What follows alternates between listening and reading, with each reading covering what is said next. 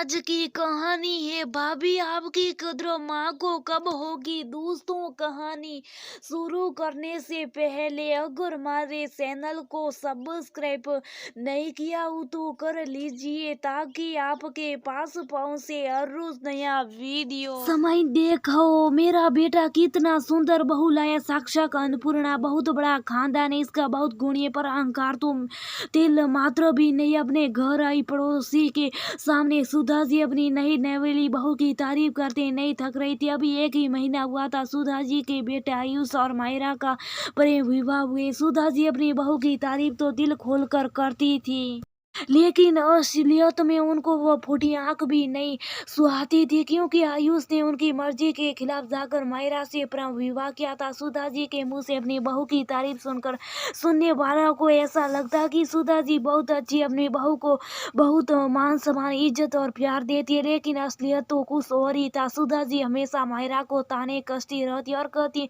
मेरे राजकुमार जैसे बेटे ने तुझसे शादी कर ली, पता नहीं क्या दिखा तुझमें कि उसने मेरी पसंद को भी मना कर दिया।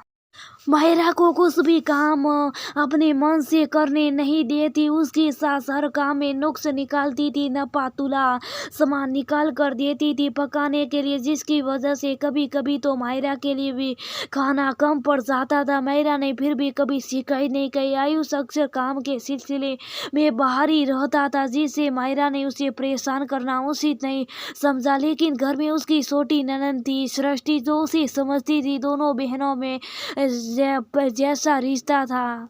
मायरा की छोटी ननद अभी पढ़ाई कर रही थी। मायरा की छोटी ननद सृष्टि ने कहा, भाभी आप इतनी बातें क्यों सुनती हो माँ की। मायरा ने कहा, कोई बात नहीं, बड़ी है, उनकी बात का उत्तर देकर घर में कलेश क्यों करना, कहकर वह चुप हो जाती। एक दिन कॉलेज से सृष्टि खिलखिलाती हुई आई अपनी भाभी से, क्या यू आर सो स्वीट भाभी, आपकी वजह से मेरे दोस्त मुझे कितना भाव देते हैं। जब से आप आई है मेरा तो स्टेटस ही चेंज हो गया। मेरे दोस्तों के बीच आप इतनी अच्छी हो, पता नहीं माँ को कब आपकी कदर हो गई। माहिरा ने कहा, रे छोटी सृष्टि ये सब छोड़ो और बताओ कॉलेज में क्या क्या हुआ। भाभी आप अपनी परेशानी हल नहीं करना चाहती तो कोई बात नहीं, लेकिन मैं ससुराल जाने से पहले आपकी परेशानी हल करके इस घर से विदा लूंगी, कहकर अपनी भाभी के गले लग जाती हैं। आयुष की शादी में सुधा जी के सासा साची जी नहीं आ पाए थे, तो वे आने वाले थे नई बहू से मिलने।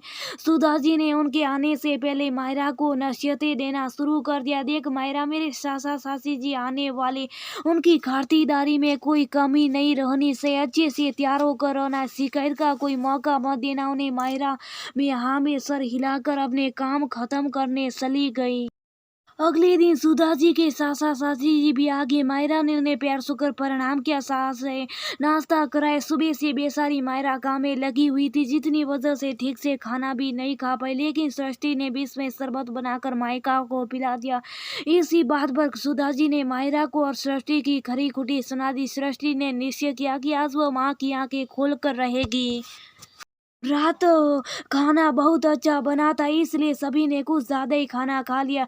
जब मायरा मीठा लेकर गई तो सभी ने कहा कि हम कुछ देर बाद खाएंगे। सासी जी ने कहा, बहू मायरा तुम भी जाकर खा लो, फिर थोड़ी बार हम सब मिलकर साथ में मीठा खाएंगे। सब बैठकर बातें कर रहे थे। सुधा जी की बहू बखान पुराण शुरू हो गया, सासी जी मैं तो बड़ी भाग्यशाली हूँ जो मुझे साक्षात अन्नपूर्णा मिली, ऐसी बहू तो किस्मत वालों को मिलती है। इतना बड़ा खान दान, रंग रूप और अहंकार तनिक भी नहीं है। सासी जी ने हाँ में हाँ मिलाते हुए कहा, किस्मत की धनी है तू सुधा। ये सभी बातें सुनकर सृष्टि को गुस्सा आया और गुस्से से उबली हुई कमरे से बाहर आई और कहने लगी, अब बस भी करो माँ, ये बहू बखान पुराण बंद करो, रसोई में आकर तुम्हारी वजह से तुम्हारी अन्नपूर्णा आधी पेटी सोती है। सासी ने रसोई घर में जाकर देखा तो प्लेट में थोड़ी सब्जी और एक रोटी, थोड़ा सा सलाद रखा था, जिसे मायरा बेटी खा रही थी। सुधा तो किस्मत वाली है, लेकिन ये तेरी बहू ने प्रेम विवाह किया है तो क्या हो गया, तेरे द्वारा खोजी गई बहू भी तेरा इतना आदर ना कर पाती। तेरी भी तो बेटी है, कल को उसके साथ ऐसा होगा तो क्या बीतेगी तुझ पर और तेरी बेटी पर। भगवान से डर सुधा, उस सबको इसी जन्म में कर्ज उतारना पड़ता है, कहकर सासी जी वहां से बैठक में चली गई। पीछे पीछे सुधा जी आई और बोलने लगी, सासी जी ऐसा मत बोली, मैं अपने स्वार्थ में अंधी हो गई थी जो मेरी अन्नपूर्णा को भूखे पेट सिलाती रही। मेरे बेटे का मना करना मुझे मेरा अपमान लगा, इसलिए शायद, लेकिन अब और नहीं। सुधा जी की आंखों में पछतावे के आंसू